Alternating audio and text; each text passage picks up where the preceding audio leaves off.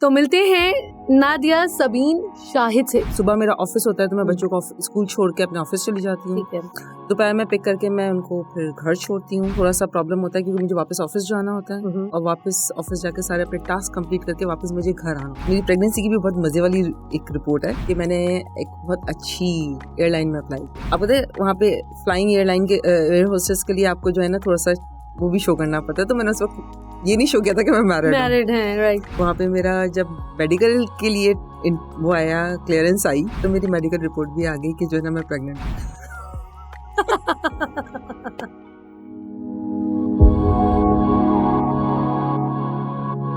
Hello, मैं हूँ फातिमा शिराज और मॉम आवर में मैं लेकर आई हूँ एक और एक्साइटिंग एपिसोड। और मेरे साथ हैं आज बहुत ही जबरदस्त इंटेलेक्चुअल, एक ऐसी खातून जो कि माँ है और बहुत ही सक्सेसफुल उन्होंने अपना एक करियर परसू किया। मल्टी टैलेंटेड हैं, मल्टी टास्किंग हैं, एक वक्त में बहुत सारे काम कर रही होती हैं। बड़ी प्यारी शख्सियत, बहुत सिंपल सी हैं। तो मिलते हैं नादिया, सबीन, शाहिद से। इतना लंबा नाम, नादिया अलग, सबीन अलग, शाहिद अलग। तो कौन है शाहिद, कौन है नादिया और कौन है सबीन? देखें, नादिया सबीन जो है ना, इस नाम के पीछे बहुत अच्छी सी स्टोरी है। स्टोरी है, थ्योरी है पूरी? हाँ, पूरी थ्योरी कह लें जी। मैं एक्चुअली पहली पोती और पहली नवासी थी। जो पहला बच्चा होता है तो उसके बारे में तो आपको पता ही है, सब एक्साइटेड होते हैं। हर कोई एक्साइटेड होता है। तो मेरी दादी जो थी वो बहुत इंस्पायर थी, कोई स्पोर्ट्स गर्ल थी, आई डोंट नो, बट उनका कोई नादिया नाम था, कोई रशियन थी। और मेरी जो नानी थी वो सिंपल सी थी बेचारी। खैर दादी भी सिंपल थी, लेकिन उनको जो था कि सबीन नाम पसंद था। अब मेरे अब्बू थोड़े से परेशान इस चीज पे हो गए कि मैं किसका नाम रखूं। तो उन्होंने जो आसान हल जाना वो ये था कि उन्होंने दोनों नाम मिला के रख दिए। तो वो बड़े डिप्लोमेटिक थे मतलब। और शाहिद भी आ गए। शाहिद तो मेरे हस्बैंड का नाम है। तो शाहिद ने तो आना ही था ना। हाँ, वो तो जरूरी है, उनके बगैर तो ये नादिया सबीन अधूरी थी। भाई आपकी इतनी उम्र मुझे लगती नहीं है, जितना आपने मुझे बताया आपकी एक्सपीरियंस है अपने करियर के हवाले से। आपने बड़ी मल्टीनेशनल कंपनीज में काम किया, अभी भी एक बहुत बड़ी मल्टीनेशनल कंपनी में आप काम कर रही हैं, बहुत बड़ी पोस्ट पर। लोगों का ख्वाब होता है ये इस लेवल पर आए, ये एक अचीवमेंट होती है। और आपको 25 साल हो गए। जी माशाल्लाह। और बहुत सारी कामयाब खवातीन ऐसी हमने देखी हैं जो इस लेवल पर, जिस लेवल पर आप हैं, वो आती हैं तो या तो वो शादीशुदा नहीं होती या वो बच्चे नहीं करती क्योंकि उन्हें अपना करियर परसू करना होता है या उनकी जॉब ऐसी होती है। आपने इतना टफ टाइम दिया अपनी जॉब करियर बनाने में, बट माशाल्लाह आपके बच्चे भी हैं। और प्लस ये कि आपके हस्बैंड आउट ऑफ टाउन होते हैं तो आपको बाकी चीज़ें भी मैनेज करनी होती हैं। तो कैसे, ये किस तरह से आप करती हैं? मैं किस तरह करती हूँ, मैं डेफिनेटली हर चीज को बहुत कैलकुलेटेड रख के चलती हूँ। ठीक है ना, टाइम को अपना, हर चीज के लिए आपको टाइम मैनेज करना पड़ता है। तो बच्चों के टाइम पे बच्चों की चीजें देखनी होती हैं। अब सुबह मेरा ऑफिस होता है तो मैं बच्चों को स्कूल छोड़ के अपने ऑफिस चली जाती हूँ। दोपहर में पिक करके मैं उनको फिर घर छोड़ती हूँ। और इस मीन टाइम पे थोड़ा सा प्रॉब्लम होता है क्योंकि मुझे वापस ऑफिस जाना होता है और वापस ऑफिस जाके सारे अपने टास्क कंप्लीट करके वापस मुझे घर आना होता है। तो जब मैं घर आती हूँ उसके बाद अपने बच्चों के साथ सारा टाइम स्पेंड करती हूँ। उनको फुटबॉल क्लासेस में भी लेके जाना होता है, उनकी मतलब बेटी को खुद पढ़ाती हूँ तो वो भी करना होता है। तो बस टाइम के साथ हर चीज को मैनेज कर रही होती हूँ ताकि हर चीज को अपने प्रॉपर टाइम में कंप्लीट कर सकूं। तो ऑफिस के टाइम का भी इसी तरीके से होता है कि सारे टास्क अपने टाइम के साथ अलाइन करती हूँ ताकि वो कंप्लीट कर लूँ। सही। तो मतलब आपका कहने का ये है कि टाइम मैनेजमेंट के बगैर तो काम हो ही नहीं सकता। चाहे आप हाउस वाइफ हो, चाहे वो कोई भी हो, आप वर्किंग हो, time management is the key. ऐसा ही है। आप अगर अपने टास्क को डिवाइड नहीं करेंगे तो अपनी लाइफ का बैलेंस नहीं कर सकते। This is the main thing. अच्छा, नॉर्मली नादिया क्या होता है कि खवातीन ऐसी जॉब्स भी कर रही होती हैं जो कि वो उनको हाफ डे उसमें जो है ना स्पेंड करना होता है, फिर वो घर आ जाती हैं बच्चों के साथ। जैसे कि नॉर्मली टीचिंग कितना इजी होता है ना, अगर आप अपने हस्बैंड को बोलते हैं कि हमें कुछ करना है, टीचिंग कर लो। अम्मा पापा को बोलो, कहते हैं टीचिंग कर लो, ये सबसे सेफ है एक चीज है। बट अगर आप किसी मल्टीनेशनल कंपनी में काम कर रहे हैं ना, तो उसमें आपको फुल टाइम देना है, एक्स्ट्रा टाइम भी देना पड़ता है। आपके टास्क बहुत डिफरेंट होते हैं क्योंकि उनके लिए, उनको आपकी एक्सक्यूजेस या इससे कोई मतलब नहीं होता कि आपका बच्चा बीमार है या आपके घर पे पूरा दिन लाइट नहीं है या कुछ भी मसला हो गया है, व्हाटएवर इट इज। तो इसमें आपके लिए मुश्किल होता होगा ज्यादा, मेरा ख्याल है। आपको एक मजे की स्टोरी सुनाऊं? मैंने स्टार्ट अपना कैरियर करना एज अ टीचर किया था। रियली? यस। शादी से पहले? शादी से पहले एक्चुअली शादी से पहले मेरी अम्मी ने बोला खाना बनाना, किचन में जाना, इंटर तुमने कर लिया तो तुम अब जो है ना किचन संभालो। सही है। अब मेरा क्योंकि ब्रॉटअप लड़कों की तरह था, मेरे 3 भाई हैं, तो मुझे लड़कियों वाले काम तो समझ ही नहीं आते थे। तो मैंने कहा नहीं, मैं तो नहीं ये करूँगी, मैं तो जॉब करूँगी। तो उस पर अब्बू ने कहा कि मैट्रिक बेस पे तुम लोग को कौन नौकरी देगा। तो हमने 3 फ्रेंड्स हमने जाके सर्च आउट की जॉब्स। हमें फर्स्ट स्कूल में टीचर की जॉब ऑफर मिली। सही है। फिर हमने टीचिंग स्टार्ट की, इसी तरीके से करते रहे। फिर एक दफ़ा हम अपनी अम्मी अब्बू की एनिवर्सरी पे गए, तो वहाँ जाके मुझे वहाँ पे एक प्रिंसिपल आए हुए थे जो मेरे भाई के जो स्कूल थे उनके प्रिंसिपल थे। अच्छा। तो उन्होंने ऐसे ही बोला कि आप यहाँ पे क्यों नहीं आ रही, यहाँ पे भी आके करें। तो मैंने वहाँ जाके डेमो वगैरह दिया, उनको पसंद आया, फिर वहाँ कंटिन्यू कर ली। फिर शादी होगी, लेकिन फिर शादी के बाद मैनेज करने का ये हो गया कि अब स्कूल की टाइमिंग्स भी बहुत हाई हो गए थे और घर आके भी आपको बहुत सारे काम करने पड़ते थे। बिल्कुल। तो मुझसे बहुत एग्जॉस्ट हो गई थी। तो मैंने ऑफिस जॉब इसलिए परस्यू की थी कि घर आके काम नहीं करना। तो स्टार्टिंग ऑफ द डे मतलब जो हमारे टास्क थे वो नॉर्मली हम स्कूल में, क्योंकि मेरी शादी के एटलीस्ट 4 years के बाद मुझे बेबीज हुए। ठीक है। तो उस वक्त तक तो बड़ा अच्छा था, लेकिन जब मेरे बेबी हुआ तो मेरे लिए बहुत टफ टाइम स्टार्ट हुआ, क्योंकि रात भर आपको पता है बच्चे सोने नहीं देते, आपको जो है ना चीजें नींद नहीं पूरी होती, सब कुछ। तो उस टाइम पे थोड़ा मेरे लिए मतलब काफी हेक्टिक हो गया था एक तरीके से, चीजें मैनेज करना, सब कुछ करना। लेकिन फिर मुझे ये हुआ कि नहीं, अगर आपने कैरियर परस्यू करना है और आपने इस चीज को लेके आगे चलना है तो you have to manage something. तो मैंने घर जाके ना मतलब अपने बेटे के साथ रूटीन बनाई थी, जहाँ वो 1-1.5 घंटे के लिए सोता था मैं भी साथ सो जाती थी। फिर इस तरीके से उठ के उसको मैनेज करके चीजों को हम कंटिन्यू किया। फिर दूसरा बेबी भी जब हुआ तो तब भी इसी तरह की रूटीन कोशिश की। फिर उस वक्त ये हुआ कि कुछ टाइम के लिए हमारे लिए वर्क फ्रॉम होम अलाउ हो गया था, तो उसने काफी बेनिफिट किया उस टाइम पे मुझे, कि हम थोड़ा टाइम घर पे बैठ के भी कर सकते थे और ऑफिस जाके भी कर सकते थे। तो वो थोड़ा सा मेरे लिए बेहतर सिचुएशन में आ गई। फिर अब माशाल्लाह से बच्चे बड़े हो गए हैं, अपनी मतलब चीजों को खुद टेक केयर कर सकते हैं, लेकिन फिर भी लुकिंग आफ्टर तो आपको करना ही पड़ता है, बच्चों को देखना ही पड़ता है, उनकी जरूरतें तो पूरी करनी ही पड़ती हैं। लेकिन ये है कि अब थोड़ा सा काफी बेहतर हो गया है कि अब चीजों को खुद से मैनेज कर सकते हैं, तो अब इतना मसला नहीं है। लेकिन यस, शुरू में मेरे लिए काफी टफ टाइम था कि बच्चों, छोटे बच्चे हैं, कभी तबीयत खराब हो जाए तो किस तरीके से मैनेज करना है, क्या करना है। लेकिन बेटी के टाइम पे शायद उस ऑफिस की अच्छी पॉलिसी आ गई थी कि उन्होंने थोड़ा सा वर्क फ्रॉम होम अलाउ किया था, तो उसने मुझे थोड़ा बहुत हेल्प आउट किया कि मैं वीक में 4 days जाती थी और 2 days वर्क फ्रॉम होम कर लेती थी। तो कोशिश मेरी होती थी कि अपने सारे मैक्सिमम टाइम के जो मतलब पेंडिंग काम है वो मैं ऐसे टाइम पे अपने यूटिलाइज कर लूँ, बाकी दिन तो काम आपको वैसे ही करना था। लेकिन उसमें ये एक प्रॉब्लम ये थी कि जब वर्क फ्रॉम होम पे जाते हैं तो फिर आपको ऑफिस का टाइम नहीं रहता। जी बिल्कुल सही। फिर आप समझ लें 24 hours के हिसाब से काम कर रहे हो। मुझे यही लगता है, मैं वो इसी तरफ आ रही थी कि जब आप वर्क फ्रॉम होम कर रहे होते हैं तो बेसिकली उसमें आपके टाइमिंग्स असाइन नहीं होते, तो मुझे लगता है काम आपका बढ़ जाता है क्योंकि आप घर पर है ना, तो घर पे तो और चीजें भी निकल रही होती हैं। और आपके साथ जो सिनेरियो जो आपकी बात है, क्योंकि आपके हस्बैंड भी आउट ऑफ टाउन होते हैं, तो आपको तो फिर घर पे शफीक प्लम्बर भी बनना है और आपने ड्राइवर भी बनना है, आपने टीचिंग भी करनी है, आपने फिर मतलब सारी चीजों को खुद करना है, आप कोई डिवाइड नहीं कर सकते ना आप काम। डेफिनेटली। वरना आपका पार्टनर आपके साथ होता है तो आपके लिए ये आसान हो जाता है कि आपने 4 काम उनको दे दिए, 4 आपने ले लिए और 2 आपने चले हैं हाउस होल्ड, जो आपका एक डोमेस्टिक आपके पास अगर कोई हेल्प है तो आपने उनसे करा लिया, कुछ इस तरह से चीजें डिवाइड हो जाती हैं। बट यहाँ पे तो हर चीज आपको खुद मैनेज करनी है। ये तो हाँ, पिछले 5-6 साल से तो ये है कि आपने अगर सुई भी लेनी है तो खुद लेके निकलनी है लेने के लिए, बच्चों को छोड़ना है, बच्चों को लेना है, बच्चों को मतलब कोई भी चीज चाहिए, मुझे घर जाने से पहले ये सारी चीजें अलाइन करनी पड़ती हैं कि मैं जाते हुए रास्ते से पिकअप करती हुई जाऊं, बच्चों को कहीं लेके जाना है, बच्चों को कोई एक्स्ट्रा क्लासेस दिलवानी है या बच्चों को घुमाने फिराने लेके जाना है, उन सब चीजों के लिए मुझे ऑन फुट रहना पड़ता है। अब शॉपिंग करनी है, काम करना है, चीजें घर भी देखना है, हर चीज खुद मैनेज करनी पड़ती है।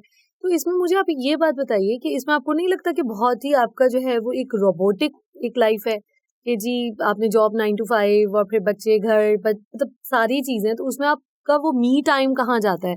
एक होता है ना, हर इंसान को अपना एक मी टाइम चाहिए होता है, एक अपनी कोई आपका सोशल सर्कल, कोई दोस्त, कोई अहबाब, कोई चीजें, तो उसके लिए आप टाइम निकाल लेती हैं? हाँ, मैं निकाल लेती हूँ। वो भी निकाल लेती हूँ। वो भी निकाल लेती हूँ। वो भी मुश्किल नहीं बात है। एक्चुअली नॉर्मली हम सैटरडेज को प्लान कर लेते हैं या संडेज को इस तरह प्लान कर लेते हैं कि थोड़ा सा बच्चों के साथ निकलें या अपनी फैमिली के साथ निकलें या कहीं जाना है, तो वो तो उसके बगैर वीकेंड्स पे प्लान करते हैं हम लोग कि निकलना है। वो भी बच्चों के लिए भी इजी होता होगा क्योंकि उनके स्कूल ऑफ होता होगा, उनके फादर यहाँ नहीं होता, तो फिर मुझे इसकी वजह से जो है ना उनके साथ रहना पड़ता है। फिर वही कहते हैं कि मतलब हम तो बोर हो जाते हैं, हम तो कहीं जाते नहीं है, ये नहीं होता। तो उस सब चीजों को कोप अप करने के लिए फिर हमें मतलब ये होता है कि हम सारे तीनों मेरे 2 बच्चे मिलके माशाल्लाह से, और मैं हम प्लान लोग करते प्लान करते निकल जाते हैं। हैं। अच्छा नादिया, आपने बताया कि आपकी शादी के 4 साल के बाद आपका बेटा हुआ।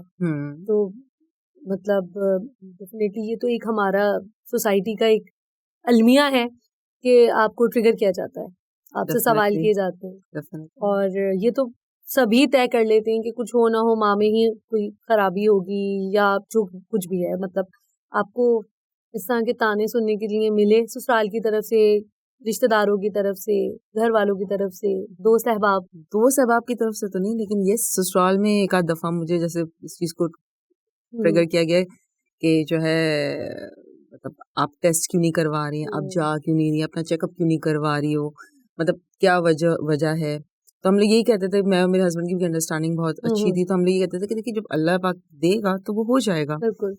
और बस फिर उन्होंने ये कहा था कि अगर मतलब नहीं हुआ तो फिर हम उनकी दूसरी शादी के लिए लेके जाएंगे, इस तरह की बातें हुई थी। और मेरी प्रेगनेंसी की भी बहुत मज़े वाली एक रिपोर्ट है। अच्छा। वो ये है कि मैंने एक बहुत अच्छी एयरलाइन में अप्लाई किया था, और मेरे सारे इंटरव्यू वहाँ पे एक्चुअली उस वक्त जब मैंने एयरलाइन में अप्लाई किया था उस वक्त मैंने अपना NIC नहीं शिफ्ट करवाया था अपने हस्बैंड के नाम पे। ठीक है। और आप पता है वहाँ पे फ्लाइंग एयरलाइन के एयर होस्टेस के लिए आपको जो है ना थोड़ा सा वो भी शो करना पड़ता है, तो मैंने उस वक्त ये नहीं शो किया था कि मैं मैरिड हूँ। हैं, राइट। अब हुआ ये कि वहाँ पे मेरा जब मेडिकल के लिए वो आया, क्लियरेंस आई, तो मेरी मेडिकल रिपोर्ट भी आ गई कि जो है ना मैं प्रेग्नेंट हूँ। और फिर मैं वो कैरियर नहीं परस्यू कर सकी। God, seriously. सीरियसली। और अच्छा, ससुराल में ये बातें हो रही थी कि भाई बच्चा क्यों नहीं हो रहा, हाँ। और वहां जब आप गई तो ये बच्चा कहाँ से आया? मतलब मैं ये सोच रही थी कि यार चलो पहले, क्योंकि आपको पता है मेंटली डिप्रेशन में तो आ ही जाता है कि यार क्यों नहीं हो रहा है, क्या वजह है। ऑल्दो ऐसा कोई मसला नहीं था, मसला सिर्फ मेरा वेट था, क्योंकि शादी के बाद मेरा वेट एकदम गेन हो गया था। अच्छा। तो जैसे ही मैंने डाइट की अपना वेट को नॉर्मल लाने के लिए, तो वो चीज क्लियर हो गई। लेकिन जब क्लियर हुई तो दूसरी चीज हो गई। सही सही। लेकिन ये है कि अल्हम्दुलिल्लाह वैसे इन-लॉज मेरे बहुत अच्छे हैं और बहुत केयरिंग है। मेरी जेठानी बहुत केयरिंग है, बहुत मेरा उन्होंने साथ दिया है हर चीज़ के लिए। मतलब जिस टाइम पे मैं ऑफिस होती हूँ, तो वो उस टाइम पे मेरे बच्चों को लुक आफ्टर करना, मेरे बच्चों बहुत बड़ी बात, बहुत केयरफुली, मतलब बहुत अच्छे तरीके, मेरी बेटी को बहुत अच्छे तरीके से उन्होंने हैंडल किया। तो ये उनका मतलब बहुत अच्छा, आप लकी हैं मतलब। हाँ, आई एम लकी कि मेरे इन-लॉज। देखिए ये होता है गॉड की तरफ से कि कुछ चीजें जब आपकी तरफ आपको नहीं मिल रही होती, जैसे कि अब आपके हस्बैंड आपके साथ नहीं होते, तो ऑब्वियसली ये एक गैप है कि उनकी मजबूरी भी है, जाहिर काम और या कोई भी मतलब कॉन्सिक्वेंसेस हो सकते हैं, कोई भी चीज हो सकती है। बट दूसरी तरफ आपको आपके इन-लॉज की तरफ से सपोर्ट मिल रहा है, वो आपको सपोर्ट करें। बिल्कुल ऐसे ही होता है, क्योंकि अकेले इंसान कुछ भी नहीं कर सकता। एक सक्सेसफुल औरत हो या एक सक्सेसफुल मर्द हो, दोनों के पीछे बहुत सारे लोग होते हैं जो खड़े होते हैं, जो आपके साइलेंट हीरोज होते हैं, जो आपकी कहीं ना कहीं कोई ना कोई हेल्प कर रहे होते हैं। ऐसा ही है। लेकिन आप मुझे बताइए, जैसे आपने बताया जो वो 4 साल का पीरियड था, जाहिर शुरू का 1-2 साल तो अच्छे से गुजर गए होंगे, उसके बाद लोगों ने ट्रिगर करना आपको शुरू कर दिया, आपको बोलना। उस सिचुएशन से आप बाहर कैसे निकली? मतलब कहने का ये कि जाहिर है वो तो किसी को नहीं पता होता कि आप कब कंसीव करेंगे, कब माँ बने, ये तो अल्लाह को पता है। वो तो अल्लाह को पता था कि 4 साल बाद आप माँ बनेंगी, उसके बाद ये सब होगा, लेकिन आपको तो नहीं पता था। तो वो आप डिप्रेशन में गई, नहीं गई, या कैसे आपने इसको कोप अप किया? आपके हस्बैंड का क्या रोल रहा, या किसने आपको सपोर्ट किया सबसे? एक्चुअली उस टाइम पे डेफिनेट डिप्रेशन तो आपके अंदर होती है कि आखिर ऐसी क्या वजह है। लेकिन अल्हम्दुलिल्लाह मेरे हस्बैंड ने मुझे इस चीज़ पे काफ़ी मतलब सपोर्ट इस चीज़ की कि नहीं, मैं तुम्हारे साथ हूँ, इसमें अल्लाह का हाथ है ना, इसमें हमारे हाथ में तो कुछ भी नहीं है। लेकिन यस, हम सारी प्रिकॉशंस ज़रूर करेंगे जो हमें रिक्वायर्ड हैं फॉर दिस, मतलब जो मेडिकेशंस वगैरह हर चीज़ करेंगे। लेकिन जिस टाइम पे हमने स्टार्ट करने की सोची कि चले हम करते हैं, तो जब मैंने चेकअप वगैरह करवाया तो डॉक्टर ने मुझे कहा था ना तुम वेट भी लूज करो, और दूसरा मेरी रिक्वायरमेंट थी कि मुझे फ्लाइंग के लिए जाना था। तो दोनों सूरतों के लिए मैंने डाइट जब स्टार्ट की, वॉक स्टार्ट की, तो अल्हम्दुलिल्लाह उस पीरियड में ही मतलब ये चीज़ ऐसा हुआ कि हमने कंसीव कर लिया। आप यकीन करेंगे जिस टाइम पे मैं डाइट कर रही थी और मैं एक्सरसाइज कर रही थी, मतलब सही वॉक वगैरह कर रही थी, तो उस टाइम पे मैं 1000 क्रंचेस लगाती थी अपना वेट लॉस करने के लिए। एक दिन मैं एक्सरसाइज करते करते जो है ना मेरी सांस ऐसी फूली कि ऊपर से ऊपर, नीचे के नीचे मेरी हिम्मत ही नहीं हुई। सही। तो मैंने जाके ऐसे चेकअप करवाया कि डॉक्टर को, यार मुझे पता नहीं क्या हुआ, मेरा बीपी एकदम लो हो गया है, पता नहीं ऐसा क्या चीज होगी। मैं एक्सरसाइज कर रही थी, नॉर्मल एक्सरसाइज कर रही थी, और मैं डेली बेसिस पे करती आई हूँ। तो कभी मुझे प्रॉब्लम नहीं हुई। सही है। तो जब मैंने जाके चेकअप वगैरह करवाया तो उन्होंने कहा अपना ब्लड टेस्ट वगैरह करवाएं, तो जब ब्लड टेस्ट वगैरह करवाया तो कहानी डिफरेंट थी। ये तो गुलाब जामुन बैठी होगी सबको। फिर डाइटिंग छोड़ दी ना। फिर तो खूब खाया होगा आपने। फिर बहुत सही। खाया। तो जो नई जनरेशन है, देखिए आपने बिल्कुल स्टार्टिंग से ही आपको था कि मुझे अपना करियर बनाना है, मुझे गोल रोटी नहीं बनानी, मुझे गोल रोटी आती है बनानी मुझे। जबरदस्त। लेकिन आपको पसंद नहीं है ना कि हर वक्त किचन में हाँ, रहे मतलब हैं? मुझे ऐसा लगता है कि मतलब अभी भी अगर कोई मुझे कहेगा ना कि ठीक है तुम घर बैठो, तो शायद नहीं। हाँ, मुझे लगता है मैं घर बैठ के बीमार हो जाऊँ। असल में वो आप बाय डिफॉल्ट एक होता है ना कि आप Independent। बनते ही नहीं है इस तरह के उसके लिए कि आप इस सांचे में ढलें। आपको अल्लाह ने बनाया ही बाय डिफॉल्ट ऐसा है कि आपने काम करना है। वो होती हैं खवातीन जो शुरू से ही बचपन से ही जिनको बच्चियों जब वो छोटी बच्चियां होती हैं, जब से उनको होता है कि हमने बड़े होके ये बनना है, हमने ये करना है, वो बड़ी फोकस्ड होती हैं और बड़ा वो करियर ओरिएंटेड कि उन्होंने पढ़ना भी इसीलिए कि हमने आगे परसू करना है, हमें अपना करियर बनाना है। वो किसी ना किसी को आइडलाइज कर रही होती हैं या कुछ उनके दिमाग में ऐसी चीजें होती हैं जो उन्होंने सोची भी होती हैं। जैसे आपको मैं देख के मुझे लगता है कि आपने बहुत छोटी उम्र में आपने कहा कि नहीं मुझे अपना करियर बनाना है और आप उसमें लगी रही। खैर मेरा तो ये था कि मुझे अभी भी मतलब एक होता है ना, खैर वो उस चीज को अचीव तो कर लिया कि एक अच्छा सा ऑफिस हो जिसमें मैं अकेली बॉस की तरह बैठूं और चीजों को मैं हैंडल करूं। ये मतलब मेरी बचपन से ख्वाहिश थी कि मेरी जी। अपनी चीजों को लेके मैं चलूं। अल्हम्दुलिल्लाह वो चीज अचीव भी की, अभी इसको कंटिन्यू भी कर रही हूँ। तो बस ये था कि कुछ ना कुछ करना है, ऐसे ही नहीं बैठना है फालतू कि बस सिंपल छोटे मोटे कर लिए काम बस खत्म। मतलब वो एक बॉस लेडी बनने का आपको था कि मुझे ऐसा चाहिए कि मुझे उस लेवल तक जाना है कि जहाँ मेरा अपना ऑफिस हो। तो वो आपको शुरू से आप एक माइंड मेकअप करते हैं, आपको पता होता है। मगर इसमें बहुत सारे लोग ऐसे हैं, खास तौर पे खवातीन की अगर मैं बात करूँ, जब वो माँ बनती हैं या जब वो एक प्रैक्टिकल लाइफ में आती हैं, तो वो जो इनके लाइफ में जो हर्डल्स आती हैं, जो मुश्किलात आती हैं, वो पीछे हट जाती हैं, वो गिव अप कर जाती हैं। वो कहती है नहीं भाई हम तो मतलब वो खवातीन भी मैंने देखा है जिनको बहुत सपोर्ट मिलती है, लोग उनको सपोर्ट कर रहे होते हैं, उनके हस्बैंड, उनके घर वाले, मगर वो फिर भी कहती है नहीं नहीं हम घर में खुश हैं, हमें नहीं करना। अच्छी अच्छी जॉब्स छोड़ देती हैं वो सिर्फ इसीलिए कि नहीं हमें घर पे ना। मेरे ख्याल में आपको चैलेंज लेना चाहिए लाइफ में। हाँ, ये मतलब बात है। मुझे ये होता है कि मुझे कोई ये कह देना कि तुम ये काम कर नहीं सकती, मुझे अंदर से लग जाती है। मैं कहती हूँ कैसे, अब तो मैं करके बताऊँ। मतलब शुरू से मेरे अंदर ना एक ये जिद वाला एलिमेंट है कि जैसे अब्बू ने मुझे बोला कौन देगा जॉब, मैट्रिक बेसिस पे कहाँ मिलती है, और एक्चुअल में नहीं मिलती, बिल्कुल गलत बात नहीं, सच बात थी। लेकिन एक चैलेंज था कि नहीं लेनी है यार, प्रूफ करके बताना अपने आप। फिर जब प्रोफेशन चेंज किया तब भी लोगों को लगा कि शायद मैं कंटिन्यू ना कर पाऊँ उस तरीके से, तो तब भी एक चैलेंज खुद से लिया कि नहीं करना है। फिर लाइफ में आपको तो जॉब के अंदर बहुत सारे मसले मसाइल आते हैं, बहुत ज़्यादा पॉलिटिक्स चलती है, सब चीज़ें चलती हैं। तो वहाँ पे मेरे बॉसेस की तरफ से जब मुझे कोई चैलेंज मिला, मतलब कोई भी ऐसा हुआ कि नहीं यार ये नहीं कर सकती, ये खवातीन है, मतलब लड़कियां खातून है कहाँ कर सकती हैं, मतलब ये एक थॉट होता है ना कि यार लड़कियां भी कुछ कर सकती हैं। तो वहां पे भी अपने आप को प्रूफ करवाने के लिए मतलब आपने मतलब नॉर्मली लोग जो काम करके चले जाते हैं लड़के, शायद उन पे इतना नहीं होता, बाहर खड़े होकर सिगरेट पी रहे हैं, ये कर रहे हैं, लेकिन हमें एक्स्ट्रा काम करना पड़ता है अपने आप को प्रूफ करवाने के लिए। तो वो चीज भी की ताकि अपने आप को प्रूफ करवा सके। और उस जगह पे लड़कों के आप पता कॉर्पोरेट उसमें सेक्टर्स में आपके पास ज्यादा जेंट्स होते हैं, वहाँ पे काफी मुनाफली होती है। तो वहाँ पे अपने आप को मनवाना, खड़े होना और फिर उसके साथ आगे चलना, वो एक चैलेंजिंग होता है। सही है। साथ साथ अपने घर को भी देखना, तो उन सब चीजों के साथ मतलब एक ये वाला एलिमेंट था ना कि जिद थी कि करना है, अपने आप को प्रूफ करवाना है चाहे कुछ भी हो जाए। सही। ये मैं जो आपको देख रही हूँ, ये जो हमारी बात हो रही है ना, उससे जो आपका कॉन्फिडेंस झलक रहा है, उससे इस बात का अंदाजा हो रहा है कि वाकई आपने बहुत मुश्किल वक्त देखा है और आपने लोगों से जैसे कहते हैं ना लड़ा है। क्योंकि हमारा तो है ये कि मुआशरा है ही मर्दों का ना, मर्दों की ईगो हर्ट हो जाती है अगर कोई औरत उनसे आगे निकल जाए। कॉर्पोरेट लेवल पर और इस सेक्टर में तो ये बहुत कॉमन है कि वो औरतों को तो आगे नहीं जाने देते, तो उनकी ईगो बहुत हर्ट होती है, उनको लगता है कि भाई हमसे आगे कैसे निकल गई, ये कुछ और इनको भी कुछ आता है, ये भी कर सकते हैं, कैसे इनको सिर्फ गोल रोटी बनानी आती है, सिर्फ बच्चे पाल सकती हैं।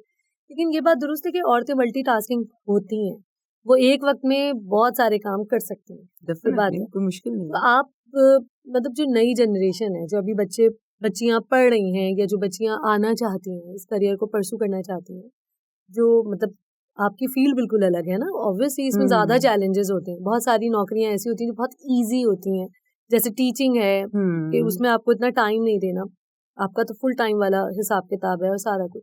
तो उनको आप क्या बताना चाहेंगे, कोई ऐसी चीज़ कि जिससे उनको हेल्प मिले कि वो इस सेक्टर में आए, आगे बढ़े? पहली चीज तो ये कि मैं ये चाहती हूँ कि हर लड़की एटलीस्ट कुछ टाइम के लिए जॉब शुरू करे, चाहे वो किसी भी प्रोफेशन में जाएं, टीचिंग करें, कहीं पे भी करें, एटलीस्ट वो जॉब करें ताकि उनका जो कॉन्फिडेंस लेवल है ना वो इंक्रीज हो। क्योंकि उनको पता चले कि मार्केट में जब आप निकलते हो, लोगों के पास जब आप काम करने जाते हो, तो किस तरीके से काम किया जाता है और किस तरीके से आप चैलेंज फेस कर सकते हो। क्योंकि जो लड़कियां घर से बाहर नहीं निकलती हैं, वो फिर जब उनकी शादी, मैं ये कहती हूँ अल्लाह पाक हर लड़की के नसीब अच्छे करे कि उनकी शादियां अच्छे घरों में हों और उनके ससुराल उनको बहुत अच्छा मिले। लेकिन मेरे ख्याल में जब वो बाहर से काम करके जाती हैं, वो ज्यादा अच्छे तरीके से अपने ससुरालियों को हैंडल करती हैं। बिल्कुल बिल्कुल। तो लड़कियों को और लाइफ में कभी कुछ नहीं पता होता कि लाइफ में आपके पास कब क्या हो जाए, तो आपको खुद सेल्फ डिपेंडेंट होना जरूरी है। तो लड़कियों को मैं जैसे मेरी अपनी बेटी है, मैं हमेशा ये कोशिश ये होती है कि उसको मैं हर वो चीज सिखाऊं कि आप कॉन्फिडेंटली अपनी लाइफ को कैसे लेके चल सकते हैं, और उनको भी कैरियर ओरिएंटेड होना चाहिए ताकि वो अपने कैरियर को बिल्ड कर सकें और आगे जा सकें। सही है। और अपने घर चलाना, ये सब चीजें तो साथ साथ होती हैं, ये मैं ये नहीं कहूंगी कि वो इम्पोर्टेंट नहीं है, वो भी बहुत इम्पोर्टेंट है। लेकिन जब आप बाहर निकलते हो, लोगों को जानते हो, लोगों को समझते हो, तो फिर आप उस एक्सपीरियंस से अपना घर बहुत अच्छे तरीके से चला सकते हैं। सही बात है। बहुत सारे चैलेंजेस लाइफ में, बहुत सारे अप एंड डाउन होते हैं, बहुत सारी टेंशन्स आ जाती हैं, कभी कभी फाइनेंशियल टेंशन्स होती हैं, कभी आपको ससुराल का दबाव होता है, बहुत सारी चीजें होती हैं। तो उन सब चीजों को आप हैंडल करने के लिए आपका इतना कॉन्फिडेंस होना चाहिए कि आप उन सब चीजों को डील कर सकें। बिल्कुल ठीक है। क्योंकि देखिए, जहाँ तक बात खाना बनाने की या घर की चीजों का करने का है, जब आपको भूख लगती है ना, या आपको कोई पड़ती है आपके सर पे, तो आप कर लेते हैं। आप खाना भी बना लेते हैं, आप काम भी कर लेते हैं, अगर मेड नहीं आएगी तो सफाई भी हो जाएगी, सब कुछ हो जाता है। लेकिन ये बात बहुत इंपॉर्टेंट आपने बोली, ये बात बहुत अच्छी है कि हर लड़की को एटलीस्ट थोड़े टाइम के लिए जरूर नौकरी करनी चाहिए, जॉब करनी चाहिए, घर से निकलना चाहिए। क्योंकि वो जब बाहर निकलेगी, वो 4 लोगों से मिलेगी, कम्युनिकेट करेगी, कुछ सीखेगी, कुछ सिखाएगी, तो उसका जो मेंटल एक लेवल होगा ना, तो आगे फिर डील कर सकती है लोगों से, बहुत अच्छे तरीके से डील कर सकती है।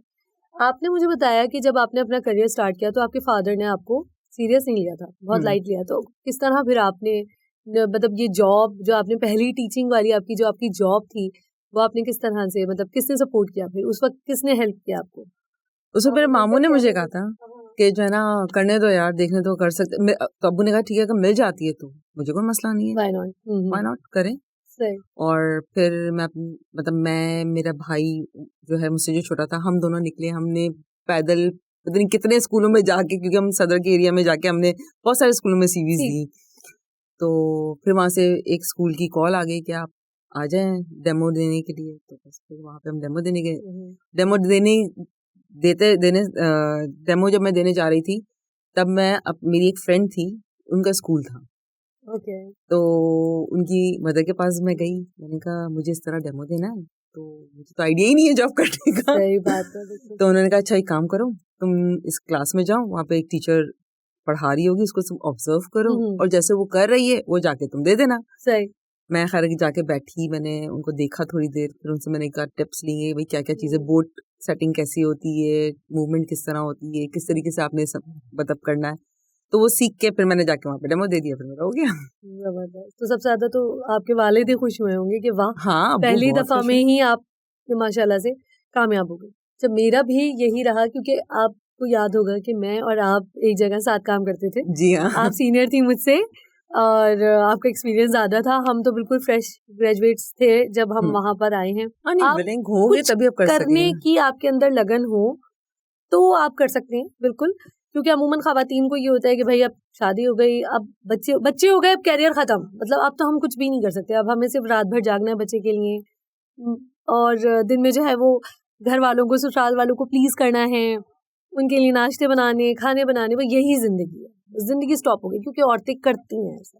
करती हैं, हमने भी किया है। बल्कि जब स्टार्टिंग में जब मैं जॉब करती थी, तो हमारे घर का एक रूल था उसमें ये था कि जो है ना माशाल्लाह से पूरे जॉइंट फैमिली थी, 4 भाई, उनकी बीवियां, बच्चे, बहुत बड़ी माशाल्लाह से फैमिली थी।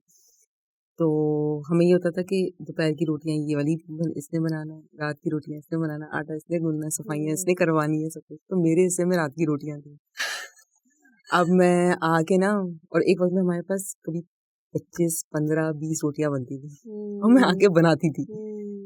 तो वहाँ पे भी मैंने खैर एक काम किया वहाँ पे भी कुछ चालाकी मैंने की। वो चालाकी ये थी कि मेरी जेठानी के और मेरी देवरानी के और मेरी एक और मतलब मेरी जेठ की बहू थी, उनकी बच्चे थे। ठीक है। तो मैंने कहा मैं बच्चे पढ़ा लूंगी तो मैं मेरे हिस्से का काम कर ये जबरदस्त। यानी तो उनके बच्चों को मैंने पढ़ाया तो मेरे हिस्से का काम कर लेती थी।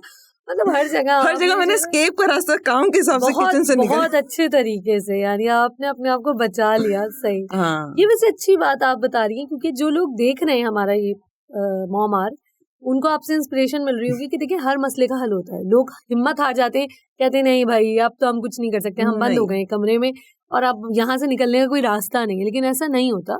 नहीं, अगर आप आपको जो है ना हमेशा ना प्रॉब्लम डिस्कस तो हर कोई करता है, लेकिन सोल्यूशन हर कोई नहीं बताता। और मेरा मानना ये है कि प्रॉब्लम तो रहेंगी अपनी जगह पे, बिल्कुल, आपने सोल्यूशन क्या निकालना है।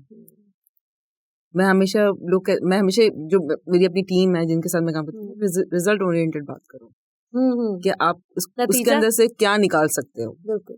और उसका सोल्यूशन क्या है।